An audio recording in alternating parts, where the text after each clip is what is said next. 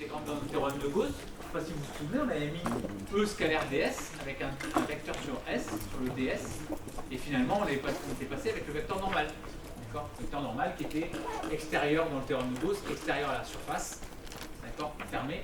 Ici, ce n est donné par le sens de I.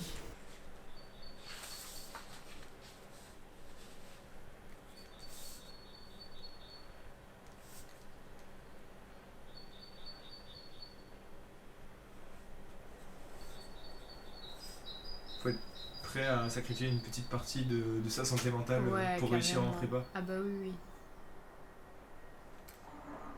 La prépa, en général, avec du travail, je pense que c'est possible d'y arriver. Mais après, voilà, il y a une dose de travail qui est parfois difficile à atteindre tout en restant bien mentalement, on va dire. Il y a des examens assez régulièrement, on a les cours, après on a les examens et ça s'enchaîne.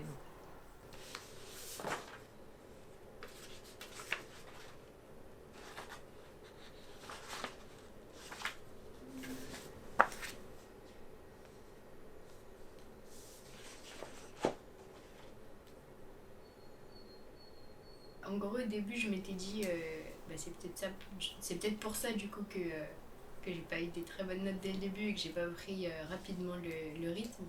Mais en gros, je préférais avoir quand même une bonne santé mentale et tout, et pas avoir 18, mais avoir la moyenne quand même.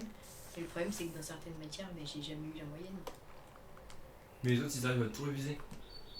Bon, comment ils font? Franchement, ils prennent de l'avance. Je comprends pas comment ils font. Moi, j'ai jamais pris le rythme. Ah ouais? Non, mais c'est vrai.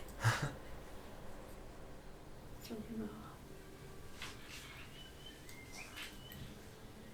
Il te reste quoi à faire? Bah, ça. C'est quoi, c'est un exo? Tu refais tout ce que t'avais pas réussi à faire? Si, ça j'ai refait déjà, donc ça c'est bon, j'ai fini. C'était dans l'exo d'avant.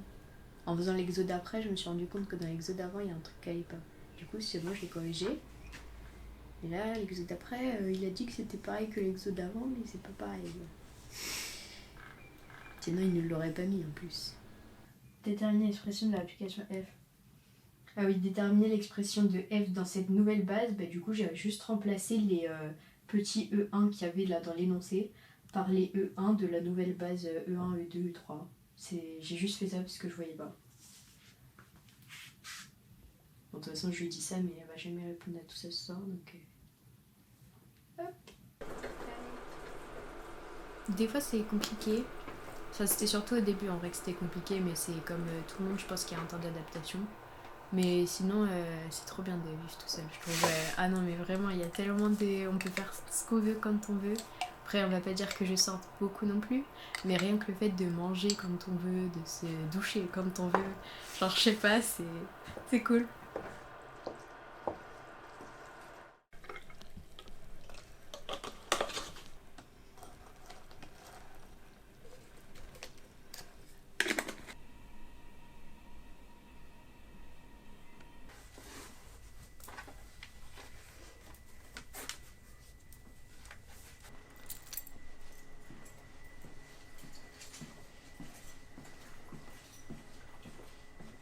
Je suis pas sûre de passer en deuxième année, puisque pour passer, il faut avoir 10 de moyenne générale, 10 dans les matières de chimie.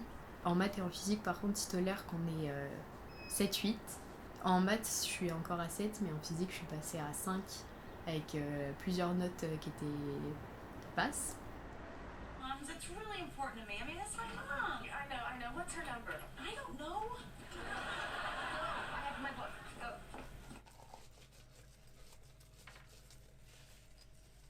J'ai eu ma note d'électromag, Ok. et il me restait 2 notes pour augmenter ma moyenne de physique. Et du coup, j'ai eu 7,20. Donc en soi, ça va. Parce que les autres fois, les derniers examens de physique, clairement, j'avais eu 3,80 et 3,70.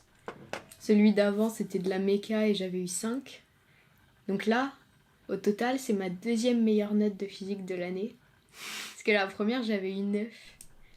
Je crois que je suis passée de 5,40 en physique à 5,60. Et il faut que j'ai 7.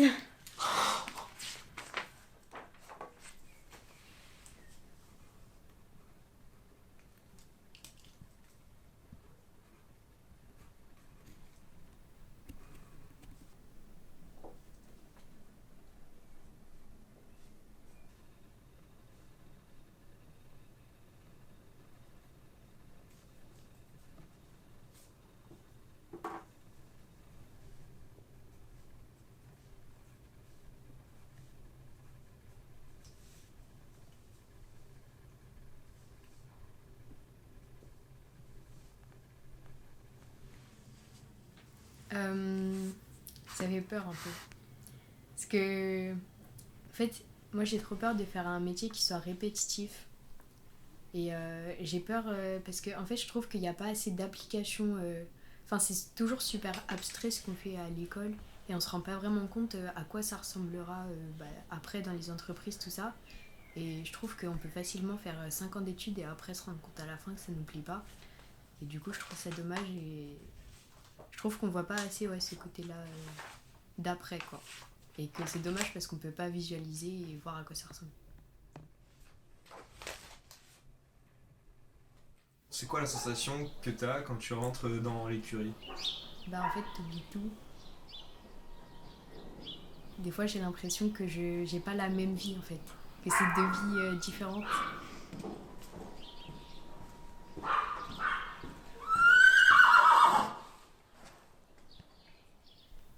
T'oublies tout ce qui se passe en vrai à l'école et tout. C'est que le soir, quand tu rentres, tu te dis « Ah ouais, c'est vrai. Je dois faire ça, ça et ça encore pour le lundi. » Mais sinon, toute la journée, t'étais là, enfin toute l'après-midi, j'avais oublié tout ce que je devais faire. J'étais juste là en mode ok, c'est cool.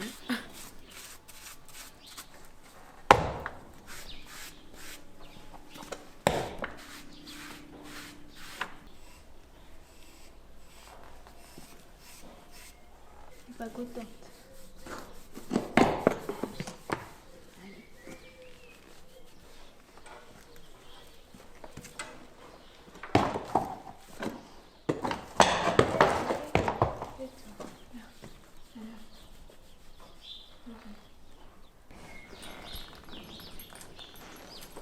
Oh.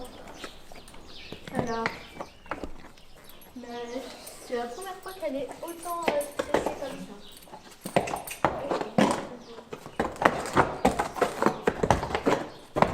De toute façon, avec les chevaux, il n'y a pas le temps de penser à d'autres trucs parce que c'est tellement imprévisible qu'à tout moment, si tu penses à un autre truc, il peut se passer quelque chose. Donc, pas possible de penser à 30 000 trucs à côté, quoi. Puis même quand tu montes à cheval, que tu travailles un cheval, le cheval, c'est un animal sensible, hein, il va tout ressentir, donc si tu te sens pas bien, déjà tu pourras pas faire une séance correcte, quoi.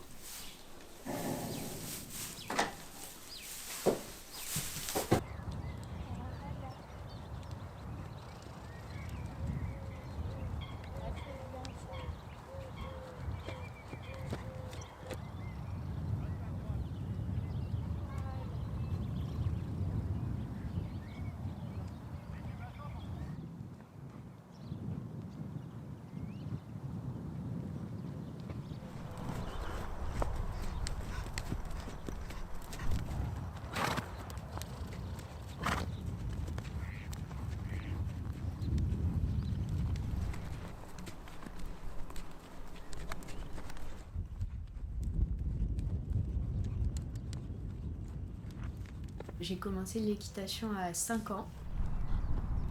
Je pense que j'ai commencé parce que ma mère en faisait à cette époque-là. D'ailleurs, longtemps, elle m'a dit « Mais tu sais, tu peux arrêter si ça te plaît pas, t'es pas obligée d'en faire. C'est pas parce que j'en fais que tu dois continuer d'en faire, tout ça. » Mais moi, je lui disais « Ben si, je veux continuer. Enfin, j'adore ça, je veux faire ça. »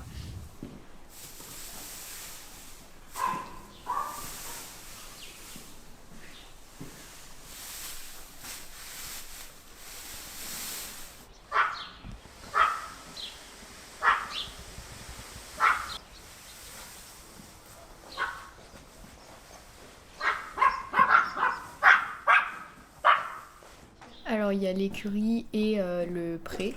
Donc à l'écurie, il y a les chevaux de selle, ceux qu'on va sortir le plus souvent, c'est-à-dire en carrière, en marcheur, voilà. Et au pré, voilà, ils sont avec leurs copains, ils ont de l'herbe, du foin à volonté. Et donc voilà, quand ils n'ont pas besoin d'être à l'écurie, c'est mieux qu'ils soient au pré plutôt qu'au box, quoi.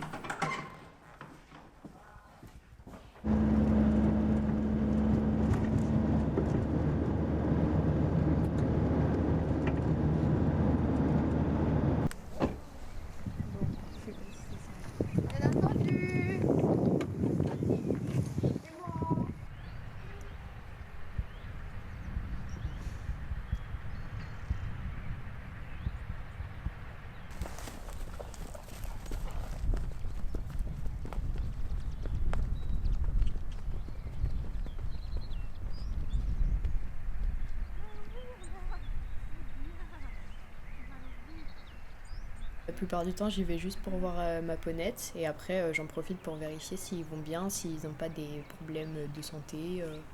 Là, en l'occurrence, il fallait que je mette de la pommade dans les yeux de 2 ponettes. Elles ont eu un problème à leur œil, puis du coup, il a fallu les traiter suite à ça et leur mettre de la pommade. Et de temps en temps, ça revient, du coup, il faut continuer d'en mettre assez régulièrement. Ah, la chose. Et bon là.